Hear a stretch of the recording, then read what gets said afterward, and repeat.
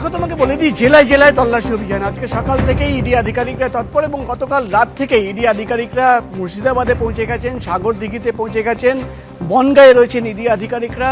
এবং এর ছাড়া কিন্তু যেটা আমরা খবর পাচ্ছি, হাবড়ায় তারা রয়েছেন, হাওড়া জেলায় তারা পৌঁছে গেছেন। সব মিলিয়ে কিন্তু যেটা ইডি সূত্রের খবর, রেশন বন্টন দুর্নীতি মামলায় এই তল্লাশি অভিযান। আর তুমি জানো, এই মামলায় প্রাক্তন খাদ্যমন্ত্রী জ্যোতিপ্রিয় মল্লিককে গ্রেফতার করা হয়েছিল এবং সেই গ্রেফতারের পর একাধিক অভিযোগ, চার্জশিটে একাধিক অভিযোগ, সম্পত্তির তথ্য এবং কিভাবে এই সিন্ডিকেট কাজ করতো তার তথ্য পেশ করা হয়েছিল। কিন্তু ইডি আধিকারিকরা যেটা দাবি করছেন যে গত কয়েক মাস ধরে তদন্ত করে আরও একাধিক ব্যবসায়ী এবং কোম্পানির নাম পাওয়া গেছে। তার মধ্যে রয়েছে বসন্ত কুমার সারাফ নামের একজন ব্যবসায়ীর নাম এবং দ্বিতীয় নাম যেটা আমরা ইডি সূত্র মারফত জানতে পারছি, নিরঞ্জন চন্দ্র সাহা।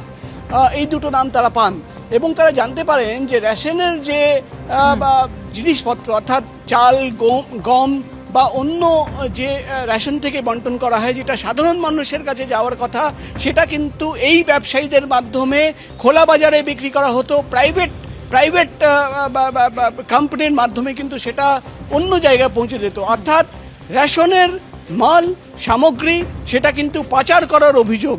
এবং এই অভিযোগের প্রেক্ষিতে কারা কারা রয়েছে, সিন্ডিকেটে কারা কারা রয়েছে, কিভাবে এই সিন্ডিকেট কাজ করতো, সিন্ডিকেটে কারা কারা রয়েছে, সিন্ডিকেট কাজ কিভাবে করতো, মূলত আধিকারিকরা কিন্তু এটাই জানতে চান। আমি সরাসরি পোদ্দার কোর্টে চলে যাব।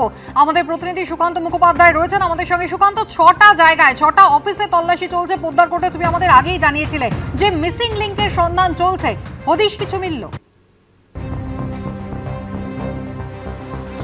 দেখো, প্রায় 4 ঘন্টারও বেশি সময় পেরিয়ে গিয়েছে এবং পোদ্দার কোর্টে একটি অফিসের ঠিকানাতে 6টি একেবারে কোম্পানিকে রেজিস্টার করা হয়েছিল এবং সবকটা কোম্পানির রেজিস্ট্রেশন যদি দেখা যায় কোম্পানি একবার সেখানকার ওয়েবসাইটে গেলে তাতে দেখা যাচ্ছে যে 2021 থেকে 2022-এর মধ্যেই 6টি কোম্পানি তৈরি হয়েছে এবং এই 6টি কোম্পানিরই কিন্তু জিএসটি নাম্বার আলাদা থাকলেও একই অফিস বা একই রেসিডেন্ট রয়েছে এবং প্রত্যেকটা কোম্পানির ডিরেক্টরও কিন্তু আলাদা। ফলত এই জায়গা থেকে প্রথম থেকে খটকা ছিল তদন্তকারীদের এবং আজকে সকাল 8টারও কিছু আগে তদন্তকারীরা যখন পোদ্দার কোর্টের নিচে চলে আসেন সেখান থেকে তারা ওয়েট করেন যে কখন কর্মচারীরা আসবেন, কখন ডিরেক্টররা এখানে আসবেন। কিন্তু 8টা পর্যন্ত অপেক্ষা করার পর কেউ না আসায় শেষমেশ তারা এই পোদ্দার কোর্টের 7th ফ্লোরে তারা যান এবং সেই কোম্পানির অফিসে তারা কিন্তু ঢোকেন।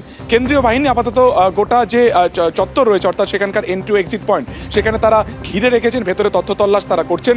মূলত এই কোম্পানি সম্পর্কে যা তথ্য ইডি সূত্রে আমরা জানতে পারছি যে এই যে রেশন দুর্নীতির যে টাকা, সেই টাকা বাইরে পাচারের ক্ষেত্রে কিন্তু একাধিক কোম্পানিকে কাজে লাগানো হয়েছিল এবং তাদের ব্যবসাকে কাজে লাগানো হয়েছিল বিনিয়োগ করার ক্ষেত্রে।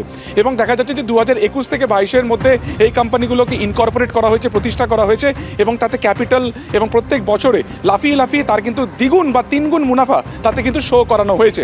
ফলত 1 বছরের মধ্যে এত টাকা কি করে মুনাফার অঙ্কে আসলো, কি জাদু বলে এত টাকা তারা ইনকাম করলেন মাত্র 1 বছর বা 2 বছরের মধ্যে, কি করে সেই কোম্পানিগুলো প্রফিটেবল হলো, এখান থেকে কিন্তু মূলত সন্দেহের সূত্রপাত। তাই সমস্ত ডকুমেন্ট তারা খতিয়ে দেখছেন।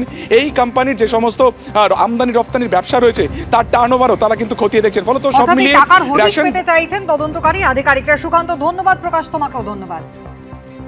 এবিপি আনন্দ, এগিয়ে থাকে, এগিয়ে রাখে।